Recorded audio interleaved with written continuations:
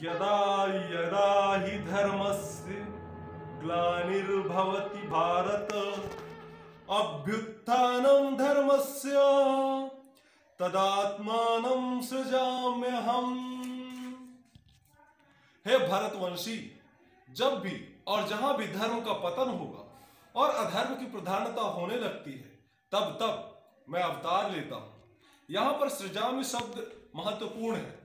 सृजामि सृष्टि के अर्थ में यह प्रयुक्त हो सकता है, क्योंकि पिछले श्लोक के अनुसार भगवान के स्वरूप का शरीर की सृष्टि नहीं हो सकती।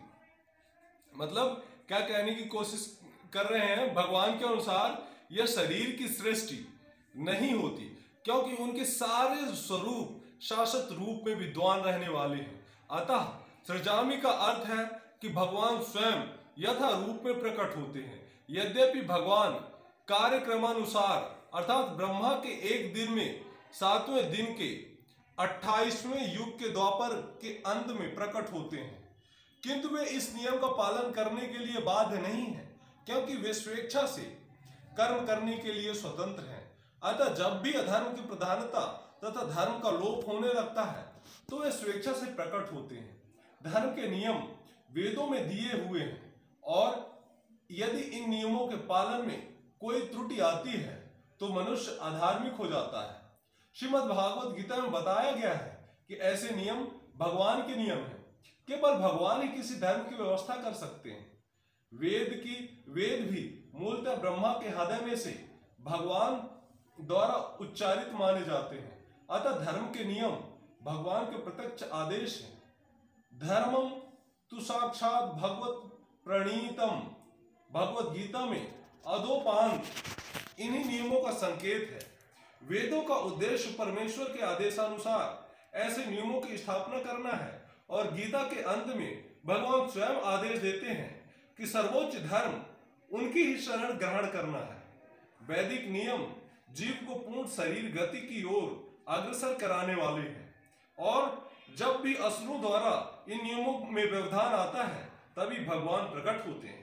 श्रीमद् भागवत गीता पुराण से हम जानते हैं कि बुद्ध कृष्ण के अवतार हैं, जिनका प्रादुर्भाव उस समय हुआ जब भौतिकवाद का बोलबाला था, और भौतिकवादी लोग वेदों को प्रमाण बनाकर उसकी आड़ ले रहे थे।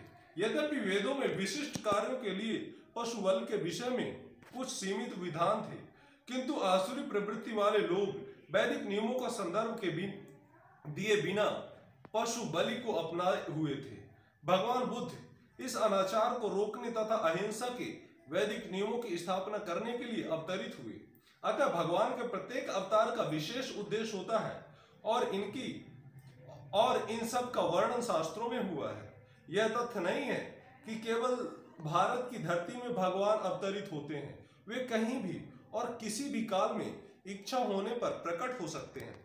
वे प्रत्येक अवतार लेने पर धर्म के विषय में उतना ही कहते हैं जितना कि उस परिस्थिति में जन समुदाय विशेष समझ सकता है, लेकिन उद्देश्य एक ही रहता है, लोगों को ईश भावना भावित करना तथा धार्मिक नियमों के प्रति आज्ञाकारी बनाना।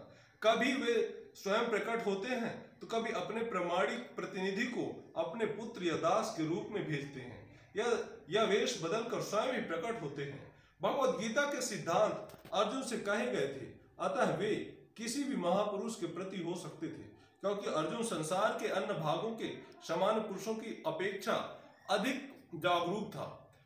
2 और 2 मिलाकर 4 होते हैं। यह गणितीय नियम प्राथमिक कक्षा के विद्यार्थी के लिए उतना ही सत्य है जितना कि उच्च शिक्षा के विद्यार्थी के लिए। तो भी गणित उच्च स्तर तथा निम्न स्तर का होता है। अतः भगवान प्रत्येक अवतार में एक जैसे सिद्धांतों की शिक्षा देते हैं, जो परिस्थितियों के अनुसार उच्च या निम्न प्रतीत होते हैं। जैसा कि आगे बताया जाएगा, धर्म के उच्चतर सिद्धांत चारों वर्ण श्रमों को स्वीकार करने में से प्रारंभ होते हैं। अवतारों का एकमात्र उद्देश्य सर्वोत्कृष्ट भावनामृत को उद्बोधित करना है। परिस्थिति के अनुसार यह भावनामृत प्रकट तथा अप्रकट होता है। दोस्तों, आपको यह वीडियो कैसा लगा और यह श्लोक कैसी लगी आपको, आप हमें कमेंट में जरूर बताइए। और यदि आप ऐसे ही वीडियो देखते हैं तो हमारे चैनल धर्म और आस्था को सब्सक्राइब कीजिए। दोस्तों यहाँ पे कुछ मिस्टेक हो सकता है, क्योंकि हम रेगुलर कथावाचक या प्रवक्ता नहीं है, इसलिए यदि कोई मिस्टेक हुआ हो तो आप क्षमा कीजिए। धन्यवाद।